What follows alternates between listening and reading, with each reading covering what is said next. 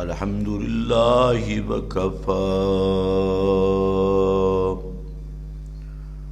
والصلاة والسلام على سيد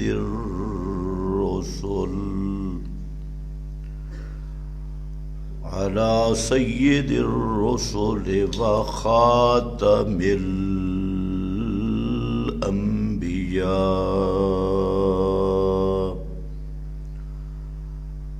أما بعد فأعوذ بالله من الشيطان الرجيم. بسم الله الرحمن الرحيم.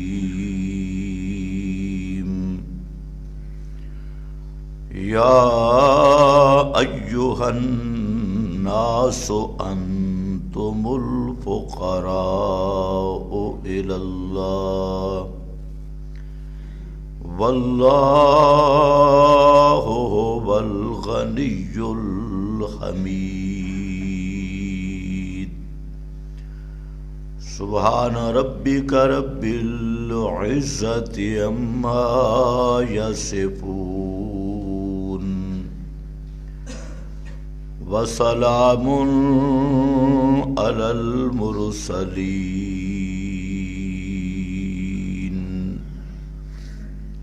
والحمد لله رب العالمين.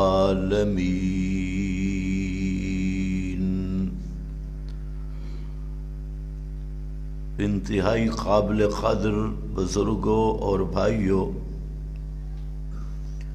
گزشتہ بیان میں آپ حضرات کے سامنے دو چیزیں واضح کرنے کی کوشش کی گئی. ایک چیز ہے مقام رسول صلی اللہ علیہ وسلم. مقام رسول کے بارے میں بہت سارے لوگ فکری گمراہیوں میں مبتلا ہوئے. کئی پہلوؤں سے ایک سوچ اور فکر یہ چل پڑی کہ مقام رسول صلی اللہ علیہ وسلم کا تعین یہ ہے کہ آپ کو بشریت سے نکال کر الوہیت کی صفات کا حامل سمجھا جائے، تب مقام رسول کو ماننے کا حق ادا ہوتا ہے. ورنہ آپ کے حق میں کوتاہی ہوگی اور نقص ہوگا. امت کے بہت سارے فرقے اس فکری گمراہی کا شکار ہوئے، اور یہ روش یہود و نصارہ کی تقلید میں اختیار کی گئی. عیسائیوں میں حضرت عیسیٰ علیہ السلام کی ابدیت کا تصور یہ بے ادبی اور گستاخی پر مبنی ہے، اور عیسائی دنیا میں نبی مکرم صلی اللہ علیہ وسلم پر ایک یہ الزام تھا کہ آپ حضرت عیسیٰ کے گستاخ ہیں، بے ادب ہیں، اور آج تک وہ تصور عیسائیت میں موجود ہے۔ عیسائی پادری اپنی عوام کو اسی کا درس دیتے ہیں کہ محمد صلی اللہ علیہ وسلم کے ساتھ ہمارا اختلاف اس مسئلہ میں ہے کہ وہ حضرت عیسیٰ کی شان اور مقام کے منکر ہیں، معاذ اللہ۔ اب اس پر عیسائیوں کے باقاعدہ آپ صلی اللہ علیہ وسلم سے مناظرے ہوئے۔ نصارہ نجران کا وہ معروف مناظرہ جس کا تذکرہ سورہ آل عمران میں ہے، تو اس کا موضوع بھی یہی رہا کہ نبی مکرم صلی اللہ علیہ وسلم کا دعویٰ تھا کہ حضرت عیسیٰ اللہ کے بندے ہیں، عبداللہ ہیں، جبکہ عیسائی اس کو گستاخی سمجھتے تھے کہ حضرت عیسیٰ کی شان میں یہ تنقیص ہے، نقص ہے، کوتاہی ہے۔ تو اسی بنیاد پر چونکہ عیسائیت میں الوہیت مسیح کا عقیدہ، اللہ تعالی کی صفات حضرت عیسیٰ میں ماننا معروف عقیدہ ہے، تو نبی مکرم صلی اللہ علیہ وسلم نے سب سے بڑا اہتمام یہ کیا کہ میری امت اس غلو میں، افراط میں تباہ نہ ہو۔ تو آپ صلی اللہ علیہ وسلم نے کئی انتظام کیے۔ اللہ رب العزت نے آپ کے مقام کے تعین کے لیے بہت سارے عنوان ذکر کیے، اور یہ ہونا تھا کہ اس امت میں وہ فکری گمراہی نے آنا تھا۔ قرآن پاک میں بھی اشارات موجود ہیں اور وحی خفی سے آپ کو مطلع بھی کیا گیا۔ تو اس لیے آپ صلی اللہ علیہ وسلم نے ایک اہتمام یہ کیا کہ ہر اس دروازے کو بند کیا جو دروازہ غلو کی طرف کھلتا تھا، اور اعلان عام کر دیا ایاکم والغلو۔ حالانکہ قرآن پڑھے تو یہ لفظ یہود و نصارہ کے بارے میں آیا، یا اہل الکتاب لا تغلو فی دینکم، اے کتاب والو، تورات انجیل والو، دین میں غلو نہ کرو۔ تو آپ کو یہی ڈر تھا، اس لیے فرمایا ایاکم والغلو، کہ اس غلو سے بچنا۔ ان من کان قبلکم ہلاک بالغلو، تم سے پہلے جو لوگ گزرے وہ اسی بہرا روی، اسی غلو اور اسی خوش فہمی میں ہلاک ہوئے کہ مقامات کا تعین کرنے میں غلطی کھائی۔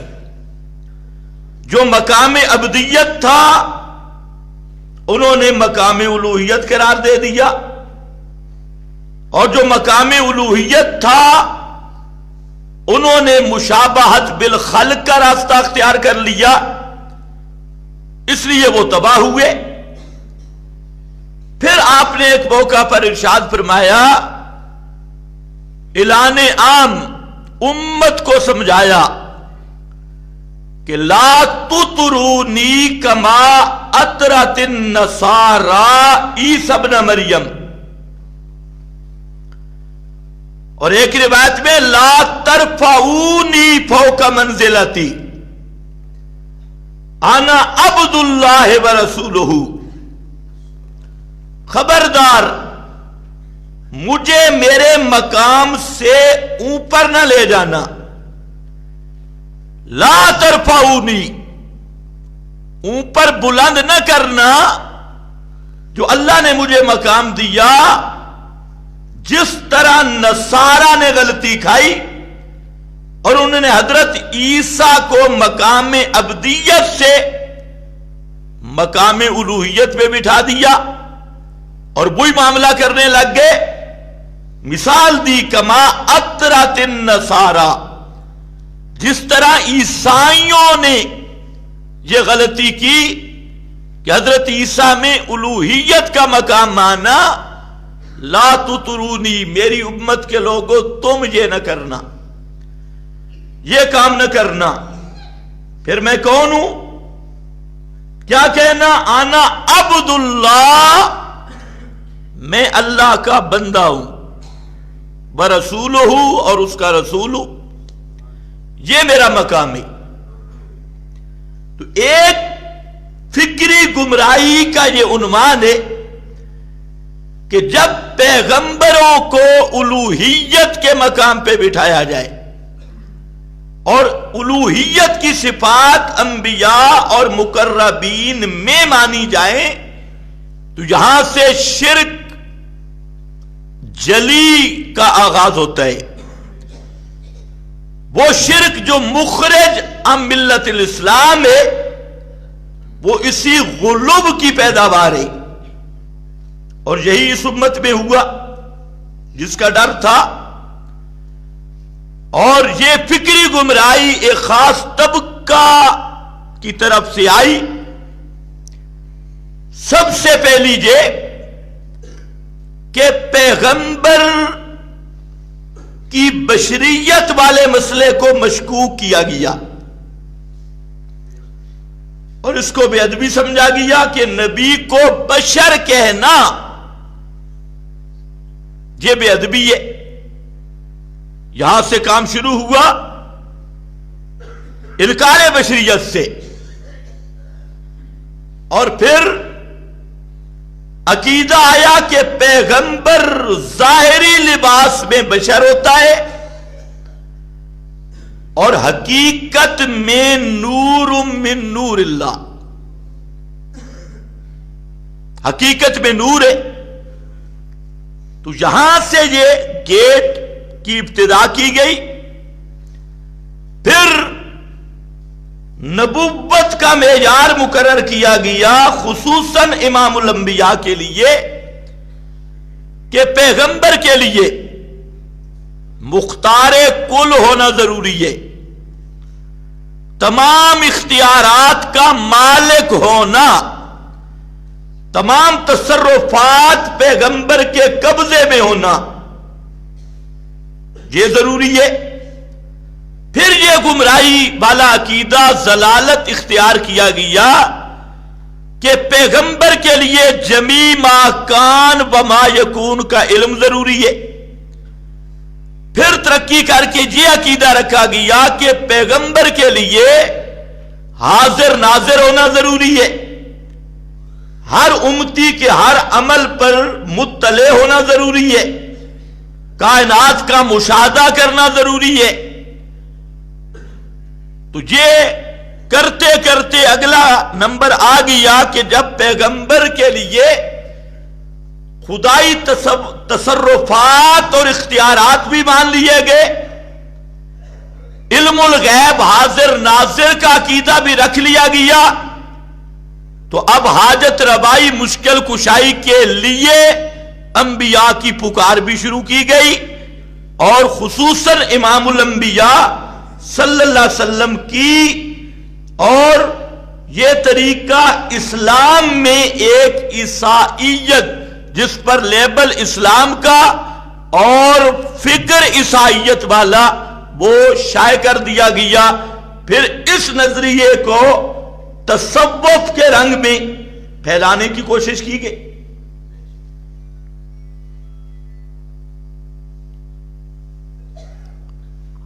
تو یہ ایک پوری لین ہے اور اس پر کئی فکری گمراہ طبقے اب بھی محنت کر رہے ہیں۔ رات دن ان کی محنت یہی ہے، جبکہ اس فکری گمراہی کی اصلاح کے لیے اللہ رب العزت نے مقام نبوت کا تعین کیا، اور اس میں لفظ آیا پورا قرآن انبیاء کی شان و عظمت بھی قائم رہے اور الوہیت کی شانیں بھی اپنے مقام پہ قائم رہے، تو اس کے لیے ایک لفظ قرآن نے چنا ہے عبد کا، جو حدیث میں آیا نا عبداللہ و رسولہ۔ عبد کا معنی کیا ہوتا ہے؟ بندہ، اور بندہ کس کو کہتی؟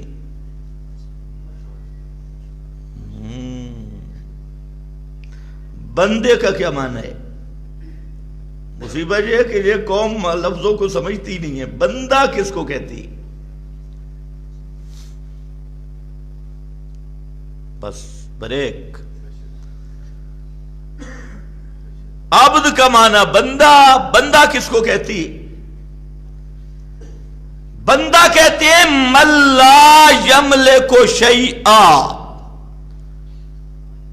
جو کسی ایک چیز پر بھی اختیار نہ رکھتا ہو۔ بندہ اس کو کہتے ہیں جو کسی چیز کا کامل اختیار مستقل نہیں رکھتا، اپنے وجود کا بھی اختیار اور اپنے وجود پر بھی اختیار، وجود کا بھی اختیار نہ ہو، وجود پر بھی اختیار نہ ہو، اس کو کہتے ہیں بندہ۔ اب ایک ہی لفظ ہے عبد کا، اور اس کی گہرائی میں جائیں، سوچیں کہ بندہ کا معنی محتاج، بندہ کا معنی من لا یملک شیئا، جو اپنے وجود کا بھی مالک نہ ہو، اپنے وجود کی حرکات و سکنات، ما فوق الاسباب تصرفات، اس پر بھی وہ اختیار نہ رکھتا ہو، تو وہ کیا بنتا ہے؟ بندہ۔ اور قرآن پاک نے یہی عنوان دیا، خصوصاً امام الانبیاء حضرت محمد الرسول اللہ صلی اللہ علیہ وسلم کے مقام کے تعین پر پورا قرآن آپ کو ملے گا، جہاں پر بھی پیغمبر کی شان، عظمت، رفعت اور مقام کو قرآن نے بیان کیا، تو وہاں ساتھ اسی لفظ کو ذکر کیا کہ خبردار ہے عبدیت والے اوصاف ماننا، الوہیت والے نہ ماننا۔ اس کی چند مثالیں دیکھ لو قرآن میں۔ پیغمبر کو سب سے بڑی شان عروج اور رفعت کا ایک مقام، مقام معراج ہے، اور یہ آپ کی وہ خصائص میں سے کہ کسی دوسرے نبی کو بھی یہ درجہ حاصل نہیں ہوا۔ عالم بیداری میں جاگتے ہوئے مسجد حرام سے مسجد اقصی اور مسجد اقصی سے سدرۃ المنتہا اور جنت کی سیر کر کے اسی رات پھر مکہ مکرمہ، بیت المسجد حرام اسی مقام پر جہاں سے تشریف لے گئے تھے، اسی مقام پر واپس آئے۔ اب یہ ایسی رفعت اور شان ہے کہ اس کو سوچتے جاؤ، یہ کسی نبی کو بھی اوروں کے حصے میں نہیں آئی، یہ شان ہے فقط محمد مصطفیٰ کا صلی اللہ علیہ وسلم۔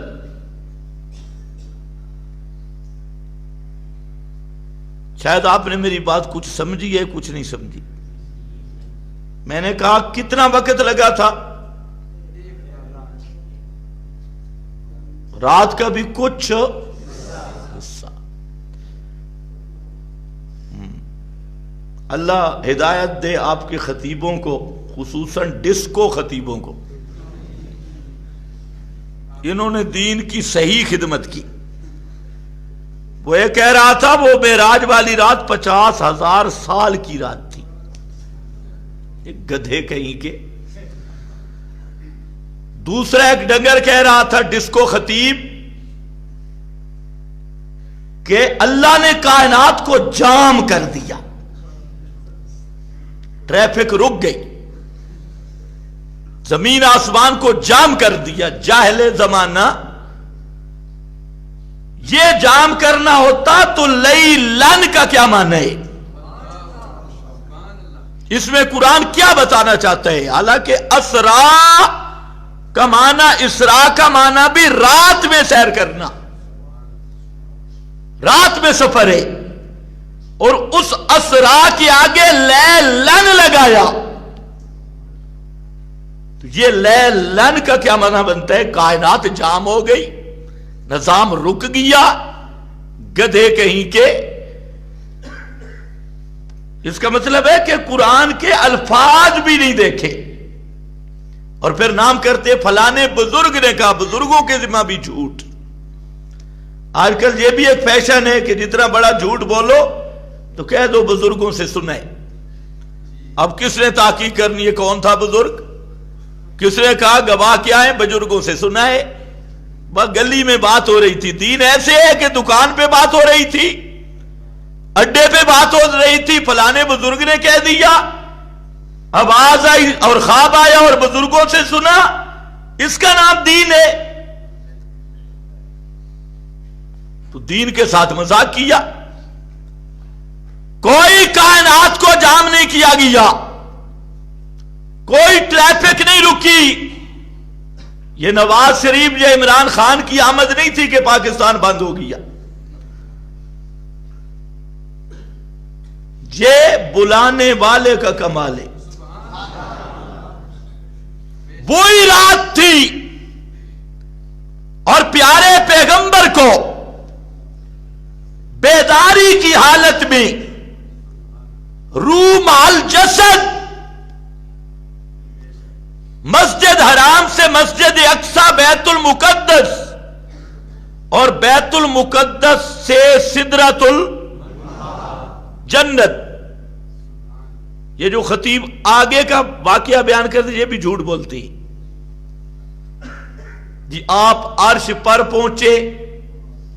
وہ ڈاکٹر قادری تو کہتے ہیں پھر جفیاں پا کے ملے بھی سے. گدھیا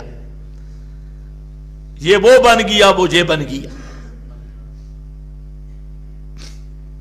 عرش پر ایک ہی مستوی عرش ہے کما علی کو بشانی. آپ کی معراج ہوئی عرش کے نیچے تک، جنت تک. عرش والا ایک ہی ہے، دوسرا کوئی عرش پہ نہیں.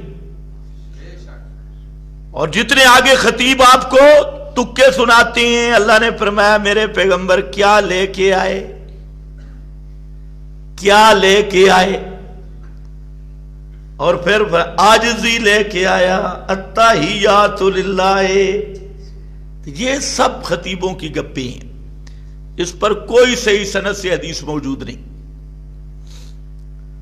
انہوں نے زمین پہ بیٹھ کے سارے اندازے لگا لیے. سب سے بڑا مقام معراج ہے عالم بیداری میں. شان ہے، مقام ہے. لیکن یہاں شبہ پڑنا تھا لوگوں کو کہ ایک رات میں اتنا بڑا سفر، جانا بھی آنا بھی، تو یہاں مقام تھا شبہ کا. تو اب قرآن نے شروع کیسے کیا؟ سبحان الذی، سبحان الذی اسرا بعبدہ، اسرا یہاں رسول ہی بھی نہیں کہا، نبی ہی بھی نہیں کہا، پیچھے سبحان الذی، پاک ہے وہ ذات جس نے سیر کرائی اپنے بندے کو، تاکہ کسی کو دھوکہ نہ لگے۔ بندہ زمین پہ تھا، وہ بندہ تھا اور وہ سبحان تھا، یہ بندہ اور وہ سبحان۔ سبحان کا معنی شریکوں سے پاک، حصے داری سے پاک، تجزی تقسیم سے، کمزوریوں سے، نیند اونگ موت سے پاک۔ وہ پاک تھا، مخلوق کی مشابہت سے پاک۔ اور جانے والا کون تھا؟ عبد۔ لے جانے والا کون تھا؟ سبحان۔ اور جب واپس آیا تو اوحا الی عبدہ ما اوحا، جانے والا پھر بھی بندہ رہا، لے جانے والا پھر بھی شریکوں سے پاک تھا۔ یہاں مقام کیا بتایا؟ بے عبد ہی، عبدیت کو بیان کیا۔ اور عبدیت کا معنی ذہن میں رکھو، عبد کا معنی جو اپنی جان کے ہر انگ میں محتاج ہو، کامل محتاج، منگتا، فقیر، محتاج۔ فرق یہ ہے کہ پیغمبر فقیر کس کے دروازے کا ہوتا ہے؟ اور اللہ کے دروازے کا فقیر ہونے سے بڑا فخر کوئی نہیں ہے، بڑا مقام کوئی نہیں ہے۔ تیرے میرے دروازے کے فقیر ذلیل ہوتی ہے، اور اللہ کے دروازے کا مانگت، فقیر، محتاج، اس سے بڑا عزت والا کوئی نہیں ہوتا۔ دوسرا مقام تھا کہ اللہ نے نبی مکرم صلی اللہ علیہ وسلم کو قرآن جیسا معجزہ عطا کیا۔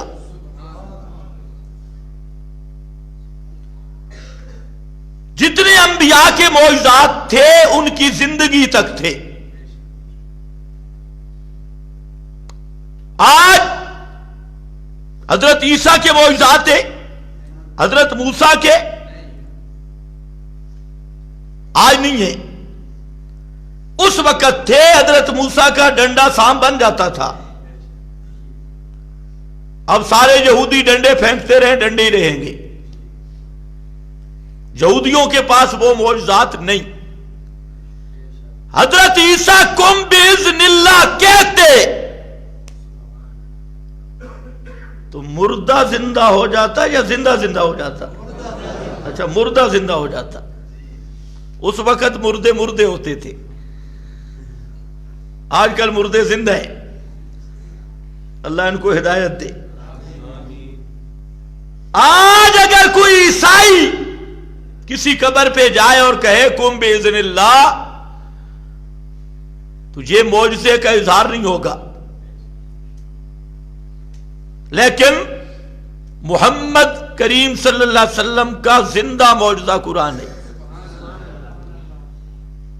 یہ اب بھی موجود ہے۔ آج بھی محمدی وہی چیلنج کر رہا ہے، فَأْتُوا بِسُورَةٍ مِّن مِّثْلِهِ، جو پیغمبر نے چیلنج کیا تھا کہ اس قرآن جیسی ایک سورت لاؤ۔ لوگ تلواریں لے کر میدان میں آئے، نیزے لے کر میدان میں آئے، لشکر لے کر میدان میں آئے، لیکن قرآن جیسی سورت کی ہمت نہیں ہوئی۔ 1400 سال سے زیادہ عرصہ گزر گیا، آج بھی محمدی فخر سے کہتا ہے فَأْتُوا بِسُورَةٍ، اس قرآن جیسی صورت لاؤ۔ اس سائنس ٹیکنالوجی کے زمانے میں، کمپیوٹر کے زمانے میں بڑی چیزیں تیار ہو گئیں، لیکن کائنات کے سارے پادری، اہل لسان پادری، وہ بھی جمع ہو کر قرآن پاک کے اس اعجاز کا جواب نہیں بن سکتے۔ تو یہ شان محمدی کا سب سے بڑا اظہار ہے کہ آپ کا معجزہ آج بھی موجود ہے قرآن کی شکل میں، اور یہ وہ واحد معجزہ ہے جو قیامت تک محفوظ رہے گا، اسی تاثیر کے ساتھ، اسی شان کے ساتھ، اسی کمال کے ساتھ، اسی ہدایت کے ساتھ، انہی الفاظ کے ساتھ، انہی کلمات کے ساتھ، انہی تقریروں کے ساتھ، انہی اندازوں کے ساتھ جن کے ساتھ محمد کریم صلی اللہ علیہ وسلم کی زبان اقدس سے نکلا تھا۔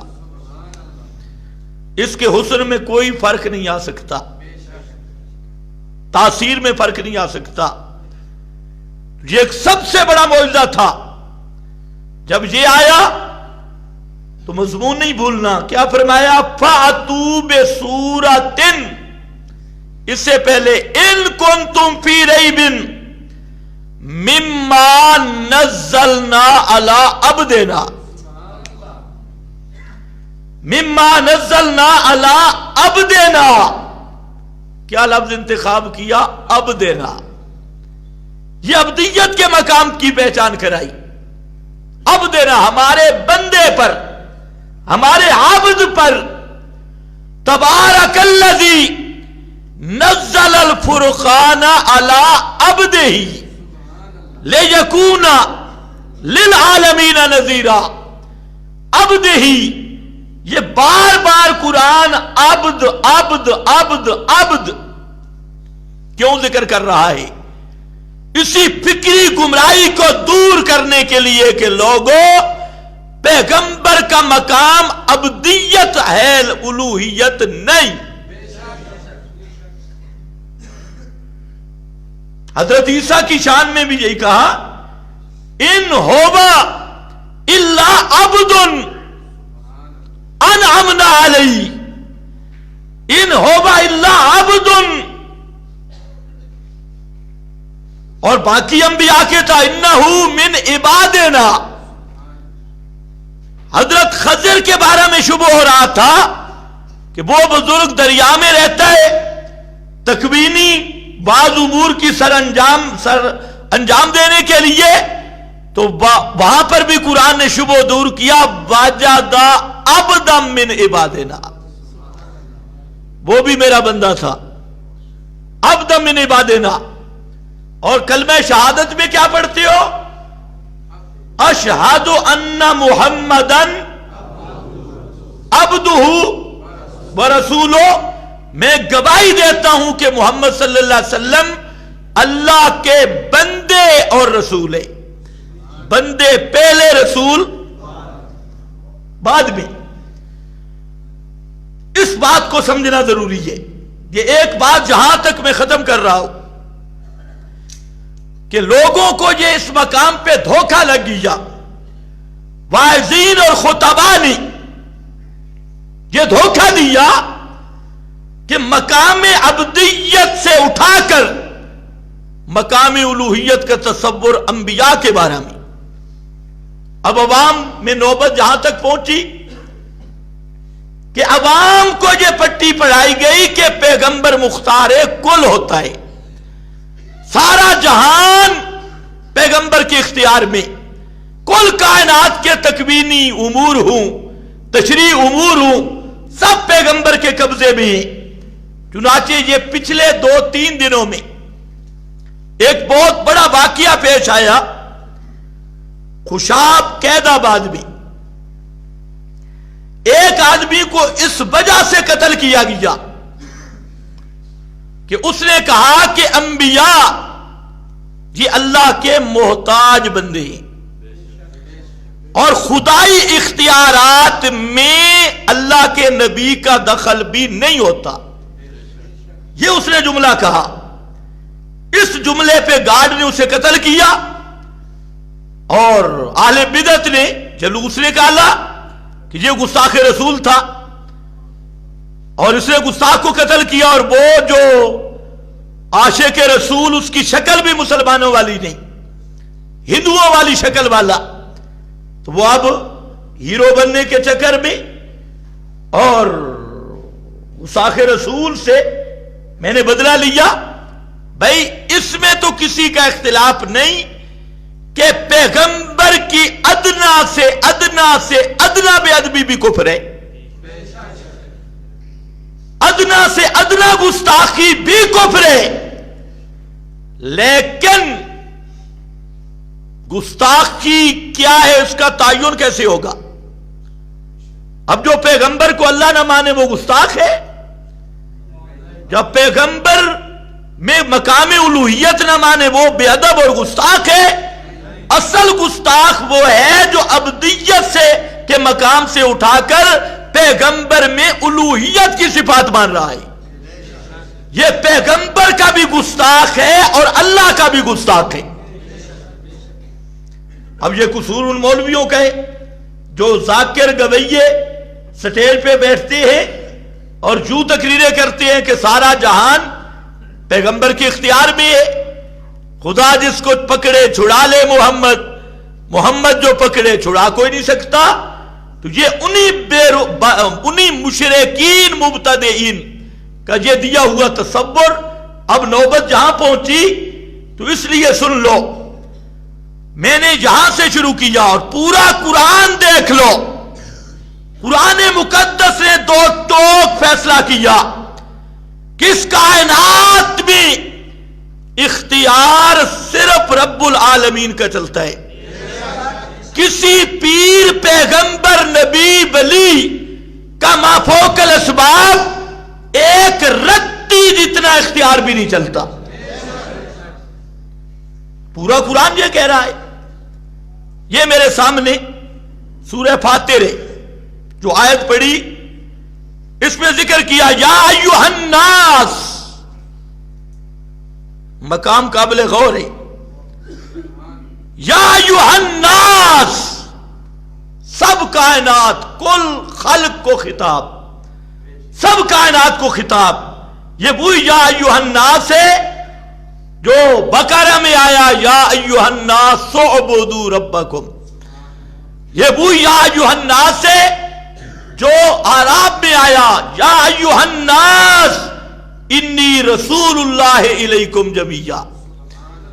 سب خلق، سب مخلوق، فرمایا یا ایھا الناس انتم الفقراء الی اللہ، تم سب کے سب، انبیاء غیر انبیاء، اولیاء غیر اولیاء، سب کے سب اللہ کے دروازے کے محتاج ہو، اللہ کے دروازے کے مانگت ہو، محتاج ہو۔ الفقراء الی اللہ واللہ هو الغنی، اللہ ہی بے پرواہ ہے، وہی مستغنی ہے، وہی بے پرواہ ہے، الحمید، وہی ستود صفات ہے۔ تو یہاں کل کائنات کو حکم دیا کہ تم سب کے سب میرے دروازے کے محتاج، میرے ہر بات میں محتاج، امام الانبیاء بھی محتاج، ساری کائنات محتاج۔ یا ایھا الناس انتم الفقراء الی اللہ۔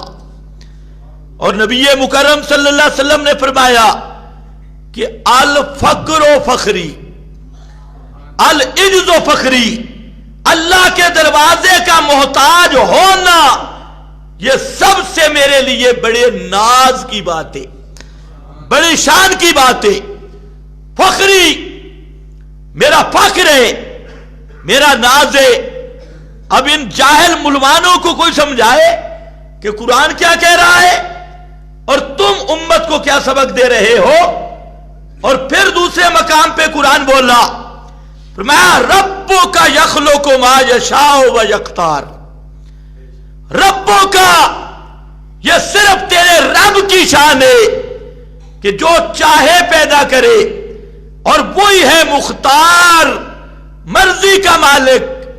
فرمایا ما کان لہم الخیرہ، پوری مخلوق، انبیاء، اولیاء، سب میں ما کان لہم الخیرہ، ایک رتی جتنا بھی خدائی اختیار کے مالک نہیں۔ پورا قرآن بیان کر رہا ہے للہ ملک السماوات والارض لہو ما فی السماوات लहू मुल्क समावात, आसमानों जमीन के सारे इख्तियारात सिर्फ अल्लाह के हाथ में हैं। और फिर खासकर इमामुल अंबिया सल्लल्लाहु अलैहि वसल्लम के मकाम अब्दियत की तशरीह में कुरान ने जिक्र किया, कई मकाम 100 से ज्यादा आते हैं और बड़ी तफसील के साथ। मसलन एक मकाम देखो कुरान का, पैगंबर करीम के जुबान मुबारक से जुमला निकला, आपका चेहरा जख्मी था, खून जारी था, और आपने फरमाया कैफा युफ्लिहुल कौम शज्जू वजह नबीहिम, वो कौम किस तरह कामयाब होगी जिसने अपने नबी के चेहरा को खून आलूद कर दिया। इतनी बात आपने की, अल्लाह का हुक्म आया, हे मेरे पैगंबर, ये किसी कौम का कामयाब होना, नाकाम होना, हिदायत पे आना, हिदायत से महरूम रहना, ये वो माफौकल असबाब तसर्रुफात है जिनकी ताबीर खुदाई इख्तियारात है। लई साला का मिनल अमरे शैउन, मेरे पैगंबर, खुदाई अख्तियार में रत्ती जितना भी आपका इख्तियार नहीं है। ये तो अल्लाह की मर्जी है। एक रत्ती जितना इख्तियार, रत्ती समझते हो, शैउन जरा इख्तियार नहीं। तो अल्लाह के उमूर में कौन मुदाखलत कर सकता है, कौन दखलंदाजी कर सकता है। लैसा लका मिनल अम्रि शैउन, फरमाया अगर यही तौबा कर ले तो मैं तौबा इनकी भी कबूल कर लूंगा।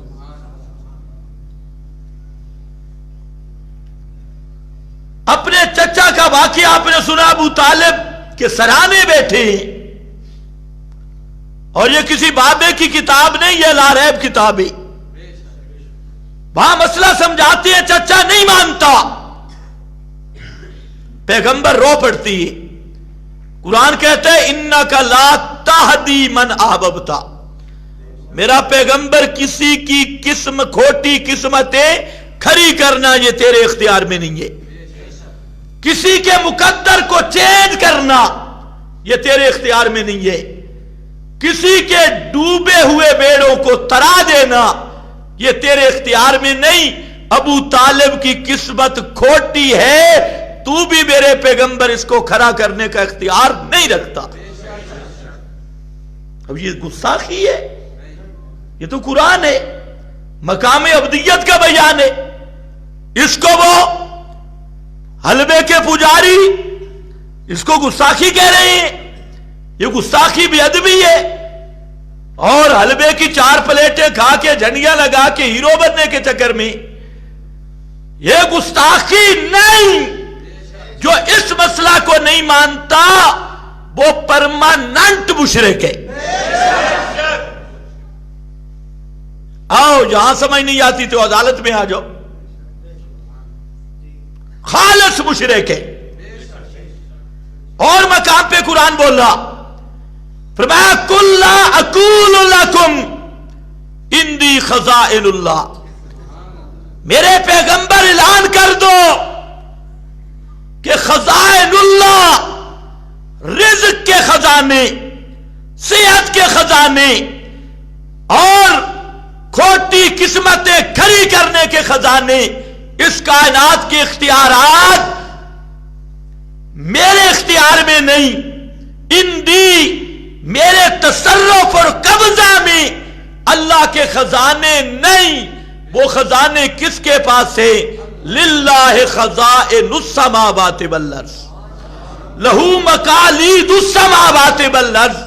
सब खजानों पर इख्तियार सिर्फ अल्लाह का चलता है। और मकाम पे कुरान बोला, फरमाया कुल, कह दीजिए मेरे पैगंबर, ला अमले को ले नफ्सी, सारा जहान छोड़ो, मैं मोहम्मद मुस्तफा अपनी जान के लिए, कुल फरमा दीजिए, ला अमले को, या नफी फेल पे दाखिल है, मुतलक फेल की नफी, ना जाती तौर पे ना अताई तौर पे। ला अमले को ले नफ्सी नफ़अम वला ज़र्रा, मैं अपनी जान के नफे नुकसान का मालिक नहीं। इल्ला माशा अल्लाह, मुफस्सिरीन ने लिखा یہاں پر مستثنا منقطع ہے اور معنی یہ ہے میری جان کا نفع نقصان ہو یا جہان کا نفع نقصان ہو اس میں مرضی صرف اللہ کی چلتی ہے، میں محمد مصطفیٰ کا تصرف قطعا نہیں چلتا۔ اب یہ دو مقام پہ سورہ یونس میں بھی ہے، اعراف میں بھی ہے، اور صاف مسئلہ ایک مقام پہ ذرن مقدم نفعن مؤخر، دوسرے مقام پہ نفعن مقدم اور ذرن مؤخر، دو صاف طور پہ۔ اور پھر امت کے بارے میں ذکر کیا سورہ جن میں، فرمایا کل فرما دیجئے میرے پیغمبر لا املک لکم ذرا ولا رشدا۔ قل، کتنے ظلم کی بات ہے کہ یہ پورے قرآن کا انکار کر کے، کہ جو آدمی کہے کہ خود پیغمبر انبیاء اللہ کے محتاج ہیں اور خدائی اختیارات میں ان کا دخل نہیں، اس کو بے ادبی اور گستاخی پہ معمول کیا جائے اور ساتھ پولیس بھی اس کی پشت پناہی کرے، اس سے بڑا ظلم کیا ہوگا؟ اس سے بڑی بربریت کیا ہوگی؟ جو حقیقتاً گستاخ رسول کو قتل کرے، نبوت کے مدعی، جھوٹی نبوت کے مدعی، اس کو تم جیل میں ڈال دو، اور جو توحید بیان کرنے والے پر بے ادبی اور گستاخی کا فتویٰ لگائے اسے تم پروٹوکول دو تو تمہارے انصاف پہ بھی لعنت ہے۔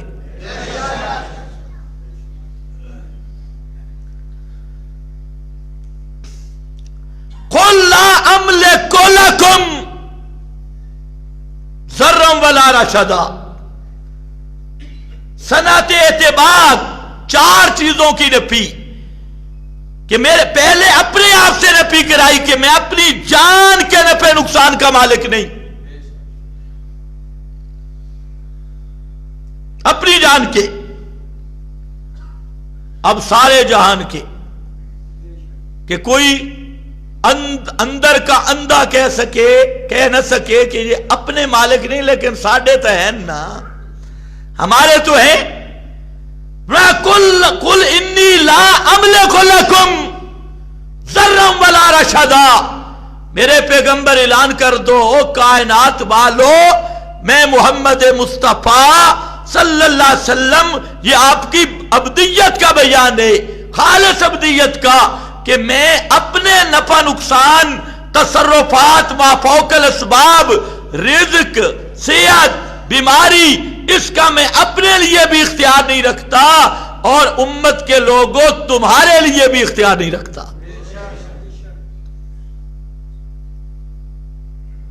یہ اختیار رکھنے والا کون ہے؟ کتنا صاف قرآن ہے۔ اس سے بھی آگے آپ نے اتنی بات کہہ دی کہ کل بتلاؤں گا، اتنی بات کہی کہ کل بتلاؤں گا، سمجھ گئے؟ اصحاب کہف، روح وغیرہ کے بارے میں جو سوال تھے کل بتلاؤں گا، اور انشاءاللہ کہنا بھول گئے، انشاءاللہ کہنا بھول گئے، کل بتلاؤں گا۔ 15 دن تک وہی بند ہو گئی۔ یہ پیغمبر کی تربیت تھی، تربیت کی، اللہ نے خود اپنے محبوب کی تربیت کی، اور اس کے بعد آرڈر کیا آیا؟ انقطاع کے بعد حکم کیا آیا؟ سبحان اللہ۔ ایک تو آپ نے جبریل سے کہا کہ جبریل تو بڑا لیٹ ہو گیا ہے، تو جبریل نے آگے سے کہا ما نتنزل الا بامر ربک، ہم اپنے مقام سے 1 انچ بھی نیچے نہیں اتر سکتے تیرے رب کی اجازت کے بغیر، ہم بھی مجبور ہیں۔ اور آپ کو پیغام کیا دیا گیا؟ لا تقولن، سارے جہان چھوڑو، زمین آسمان چھوڑو، لا تقولن لشیء انی فاعل ذلک غدا، کسی ایک چیز کے بارے میں نہ کہنا، ہرگز نہ کہنا کہ کل میں کروں گا، نہ میرے پیغمبر، الا ان یشاء اللہ، ساتھ کہنا ہے انشاء اللہ۔ کیا کہنا ہے؟ انشاء اللہ کا کیا معنی؟ اگر پیر چاہے گا، بزرگ چاہے گا، امام چاہے گا، ان مشرکوں کو تو انشاءاللہ کا معنی ہی نہیں آتا۔ انشاءاللہ کا معنی کہ اگر اللہ چاہے گا، لا تقولن لشیء انی فاعل ذلک غدا، کل میں جے کا کوئی چیز ہو، کوئی معاملہ ہو، یہ آپ نہیں کہہ سکتے کہ میں کروں گا، ساتھ کہنا ہے انشاء اللہ، اگر اللہ نے چاہا۔ یہ ہے مقام عبدیت۔ پیغمبر خالصتاً اللہ کے دروازے کا محتاج ہوتا ہے، اور کسی پیغمبر کو خدائی اختیارات میں ایک رتی جتنا دخل بھی نہیں، اور جو ایک رتی جتنا دخل خدائی الوہیت کے اختیارات میں کسی نبی ولی کا مانے، وہ کٹ اور مشرک ہے۔ اگر پہلے مسلمان تھا تو قطعی مرتد ہے۔ یہ بے ادبی نہیں، یہ تو پیغمبر کی دعوت ہے، پورا قرآن ہے۔ پھر پیغمبر نے اپنے مقام عبدیت کو خود بھی بیان کیا، وہ سینکڑوں احادیث موجود ہیں۔ آپ فرضوں کے بعد جو وظائف پڑھتے تھے، آپ بھی پڑھتے ہیں کہ نہیں پڑھتے؟ مشکل ہے۔ ہمیں کہتے ہیں جی یہ فرضوں کے بعد اجتماعی دعا نہیں کرتے، میں کہتا تم تو انفرادی نہیں کرتے۔ بھائی پیغمبر کریم جو فرضوں کے بعد پڑھتے تھے، وہ پڑھنا افضل ہے یا مولوی کا ٹھیکہ افضل ہے؟ جی اچھا، پیغمبر کریم کیا پڑھتے تھے؟ اللہم لا مانع لما آتیت ولا معطی لما منعت۔ یہی حقیقت ہے نا، اللہ جو تو دینا چاہے کوئی روکنے والا نہیں، لا مانع لما آتیت، جو چیز کسی کو تو نوازنا چاہے، ساری کائنات مل جائے، لا مانع، اس نو کوئی ڈکا نہیں لا سکتا، اس کو کوئی روکنے والا نہیں، کوئی نبی ولی فرشتہ اس کو روک نہیں سکتا۔ ولا معطی لما منعتا، اور اگر تو روک لے، ساری کائنات زور لگائے، ایک ذرہ بھی دے نہیں سکتے۔ کتنی سونی دعا ہے یہ، وظیفہ پڑھنا کس نے تجھے یہ مسنون ہے۔ اللہم لا مانع لما آتیت ولا معطی لما منعت ولا ینفع ذل جد منکل جد، کوئی بزرگی والا، کوئی شانوں والا، کوئی مراتب والا تیرے مقابلے میں نفع نہیں دے سکتا۔ اگر تو نہ دینا چاہے، بڑے سے بڑا بزرگ ہو، بڑی سے بڑی شانے والا ہو، وہ کچھ بھی دینے کی طاقت نہیں رکھتا۔ لا ینفع، نہیں نفع دیتی کوئی بزرگی، کوئی شان، کوئی شانوں والا تیرے مقابلہ میں ایک رتی جتنا اختیار بھی نہیں رکھتے۔ یہ تو ہر نماز کا وظیفہ ہے۔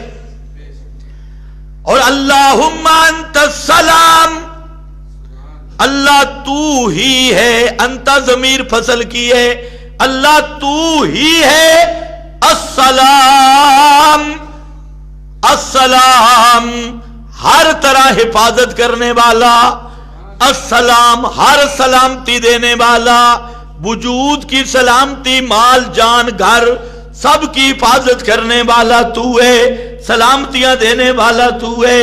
وَمِنْكَ السَّلَامُ، اور تجھ ہی سے سلام ہے۔ اور دوسرا معنی اللہم انت السلام، اللہ تو سلام ہے، ہر عیب سے پاک ہے، ہر شریک سے پاک ہے، ہر حصے داری اور شراکت سے پاک ہے، ہر تجزی اور تقسیم سے پاک ہے۔ سلام کا معنی ہر عیب سے پاک ہونا، ہر تقسیم سے پاک ہونا، دوسرے شریکوں پارٹنروں سے پاک ہونا، حصے داروں سے پاک ہونا۔ تو پاک ہے، وَمِنْكَ السَّلَامُ، اور جو چیز بھی سلامتی والی ملتی ہے وہ تو ہی دیتا ہے، تیرے سوا کوئی داتا نہیں۔ کتنی دعائیں ہیں۔ پھر تہجد کے وقت آپ اٹھتے دعا مانگتے، اللہم انی عبدوکا، کتنے پیارے لفظ ہیں یہ تنہائی میں، اللہم انی عبدوکا، اللہ میں تیرا بندہ ہوں، عبدوکا وابن عبدکا، میں تیرے بندے کا بیٹا ہوں، نور من نور اللہ نہیں، کوئی اوتار نہیں، وابن عبدکا وابن امتکا، تیری بندی کا بیٹا ہوں، تیری بندی کا بیٹا، تیرے بندے کا بیٹا، ناصیتی بیدکا، میری پیشانی تیرے ہاتھ میں ہے، جس کے ہاتھ میں پیشانی ہو جدھر چاہے پھیرے، میرا مقسوم، میرا مقدر، میری قسمت کے فیصلے بیدکا، وہ میرے ہاتھ میں نہیں ہیں، وہ تیرے ہاتھ میں ہیں۔